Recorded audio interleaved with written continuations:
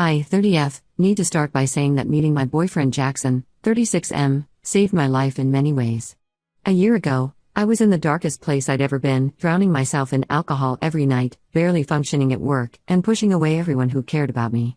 But to understand how I got there, I need to go back to the beginning.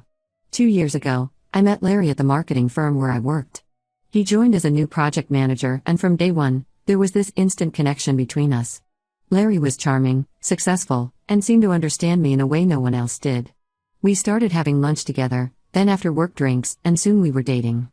Larry was everything I thought I wanted in a partner.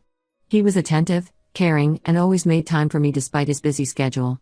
He told me he traveled a lot for work, which explained why we only met on certain days and why he never invited me to his place. I was so in love that I didn't question these obvious red flags. For 8 wonderful months, I believed I had found my soulmate. We talked about moving in together, about marriage, about how many kids we wanted. Larry even started looking at houses with me, saying he wanted us to build a life together. Then one day, while we were having dinner at my favorite restaurant, a woman approached our table. She introduced herself as Larry's wife. My whole world crumbled in that moment. Larry had been married for 12 years and had 3 kids. All those business trips? He was with his family? The house hunting? Just another lie to keep me hooked. His wife had discovered our messages on his phone and had been tracking him for weeks. The pain of that betrayal broke something in me. I started drinking heavily, first just in the evenings, then during lunch breaks, and finally even in the morning just to get through the day. I lost my job because I kept showing up drunk. My friends tried to help, but I pushed them all away, convinced that everyone would eventually betray me just like Larry did. That's when Jackson entered my life. He was a regular at the bar where I spent most of my evenings. One night, when I was particularly drunk and crying about Larry, Jackson sat next to me and just listened. He didn't try to fix me or judge me, he just let me talk. After that, he started showing up more often, making sure I got home safely, bringing me food, and slowly helping me see that I was worth more than what Larry had done to me. Jackson helped me get into AA and stood by me through the entire recovery process. He held my hand through the withdrawal symptoms, talked me through panic attacks, and never once made me feel ashamed of my struggles. 6 months ago, we officially started dating, and 3 months ago, I moved in with him. Everything was perfect except for one significant issue: Jackson's best friends Michael, 37M, and Darcy, 35M. They've been inseparable since elementary school. Jackson always tells stories about their childhood adventures, their college years together, and how they've remained close despite life's changes. They even work at the same company now, though in different departments. Michael is married to Sarah, 34F, a kindergarten teacher who's probably the sweetest person I've ever met. They've been married for 5 years, and Sarah has been trying to convince Michael to start a family. Darcy married Emma, 32F, 3 years ago, and she's currently 6 months pregnant with their first child, a baby girl. At first glance, both couples seemed perfect. Michael and Sarah frequently go on exotic vacations, pictures of which fill their social media. Darcy and Emma are always posting about their pregnancy journey, with Darcy calling Emma his queen and talking about how blessed he is. But I soon discovered it was all a facade. I first noticed something was off at a company Christmas party 4 months ago. Jackson couldn't attend because he had the flu, but I went to represent us. That's when I saw Michael disappear into a conference room with his young secretary. They emerged 30 minutes later, both looking disheveled. Michael saw me watching and had the audacity to wink at me. Then last month, I spotted Darcy at a club downtown when he was supposed to be on a business trip to Chicago. Emma was at home, dealing with severe morning sickness, while her husband was shoving his tongue down some random woman's throat. The worst part? When I ran into him at breakfast the next day, he acted like nothing had happened, talking about how much he missed Emma while he was away. I've tried talking to Jackson about this multiple times. Each time, he gives me the same response, that it's not our place to interfere in their marriages, and that Michael and Darcy are like brothers to him. He says every relationship has its problems, and we shouldn't judge without knowing the whole story. But I do judge them. How can I not? Every time I see Sarah talking about starting a family with Michael, or when Emma shows us ultrasound pictures while Darcy pretends to be the devoted father-to-be, I feel physically sick. The guilt of knowing the truth while these women live in blissful ignorance is eating me alive. What makes it worse is how Michael and Darcy act around us. They joke about other people's affairs, call cheaters scum, and act morally superior while living double lives themselves. Last week at Emma's baby shower, Darcy gave a speech about how Emma made him a better man, all while texting his side piece under the table. I know because I saw the woman's name flash on his phone screen when he got a message. The whole situation brings back painful memories of my time with Larry. I remember how it felt finding out that everything I believed was a lie. The humiliation, the self-doubt, the feeling that I had wasted my time and emotions on someone who never really cared about me. Sarah and Emma are heading for the same heartbreak, and I feel complicit in their eventual pain by staying silent. But Jackson insists we should stay out of it. He says exposing their affairs would only cause unnecessary drama and potentially ruin decades of friendship. I understand his loyalty to his friends, but what about loyalty to what's right? What about preventing two innocent women from experiencing the same pain I went through? I don't know what to do anymore. Every time we hang out with them, I have to pretend everything is fine. I have to smile and nod while these men play the role of perfect husbands, knowing they'll probably hook up with other women the moment their wives aren't around. The weight of this secret is becoming unbearable, but I don't want to upset Jackson either. He's done so much for me, and I know how much Michael and Darcy mean to him. Update 1: Everything finally exploded last night during what was supposed to be a celebratory dinner. Sarah had recently received a promotion at work, making her the youngest head teacher at her school. To celebrate, we all decided to meet at an upscale Italian restaurant downtown: Jackson, Michael, and Sarah, Darcy and Emma, and me. The evening started pleasantly enough. We had a nice corner table, and Emma was feeling better after weeks of terrible morning sickness. She was excitedly showing us her latest ultrasound pictures. The baby was clearly visible this time, and Emma couldn't stop talking about how the little girl already had Darcy's nose. I watched Darcy pretend to be emotional about it while discreetly checking his phone under the table. Sarah was in great spirits, showing Emma pictures of a beautiful house she and Michael were planning to buy. It had 4 bedrooms, and Sarah talked about how Michael had promised to convert one into a nursery since they were planning to start trying for a baby soon.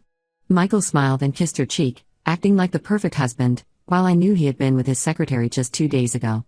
Throughout dinner, I noticed Michael and Darcy kept staring at our waitress. She was young, probably just out of college, with long blonde hair. They whispered and snickered between themselves, making crude comments about her body when their wives weren't paying attention.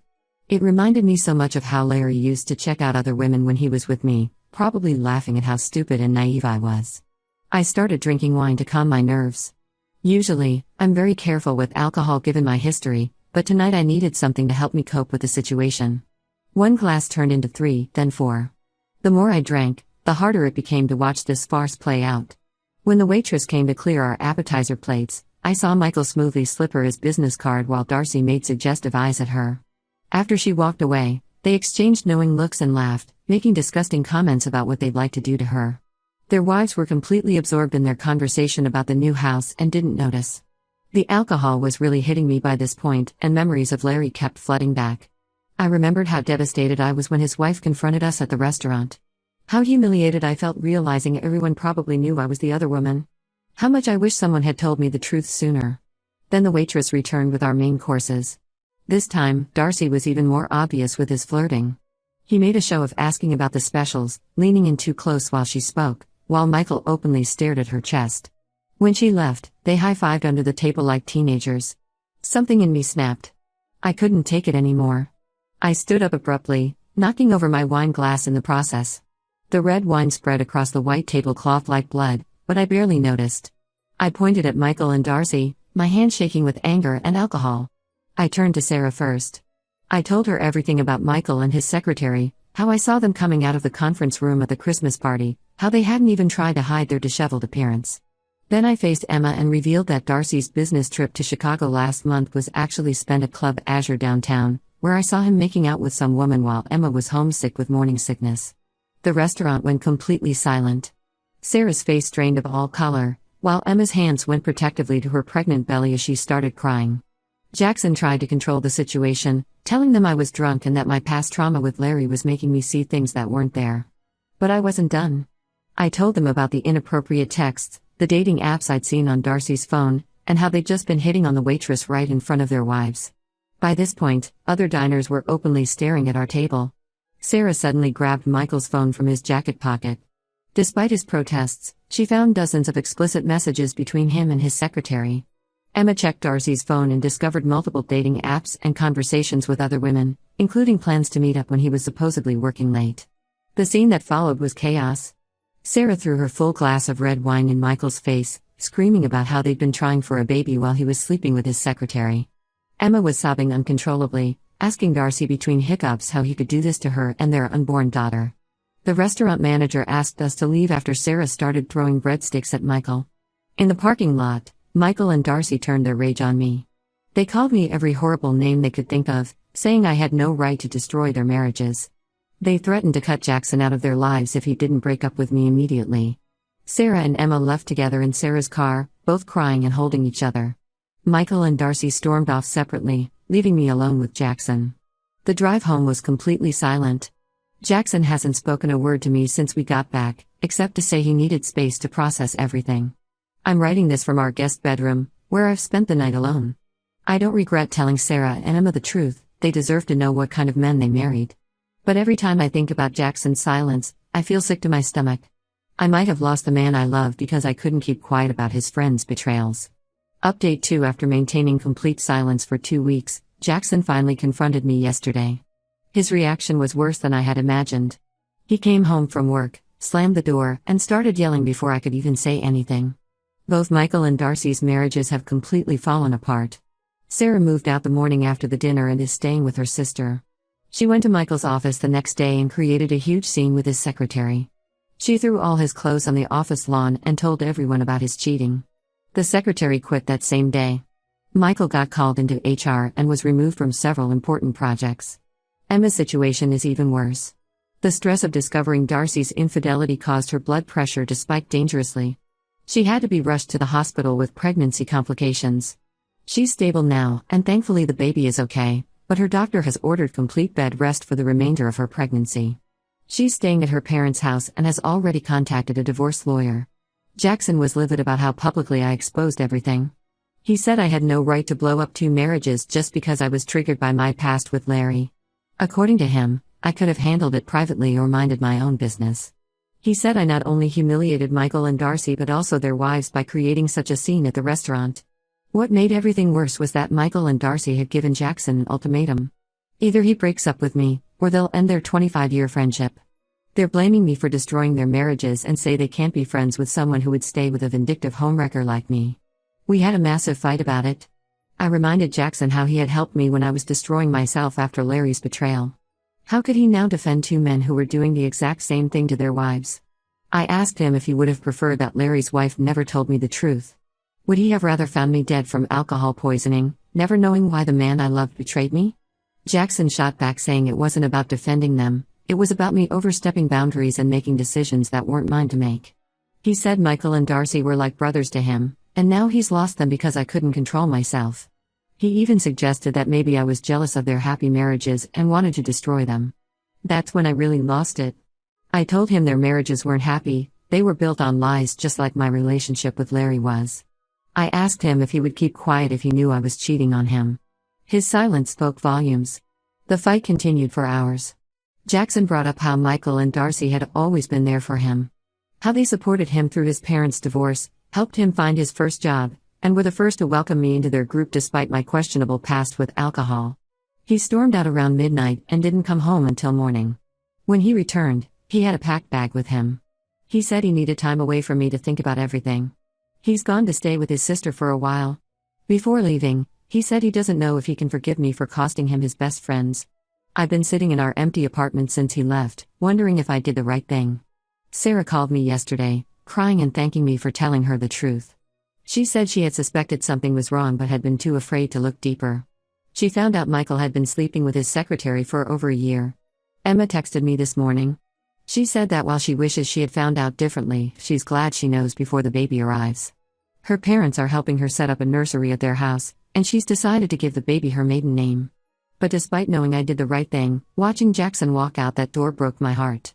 The man who helped me through my darkest time might never forgive me for exposing his friends' betrayals.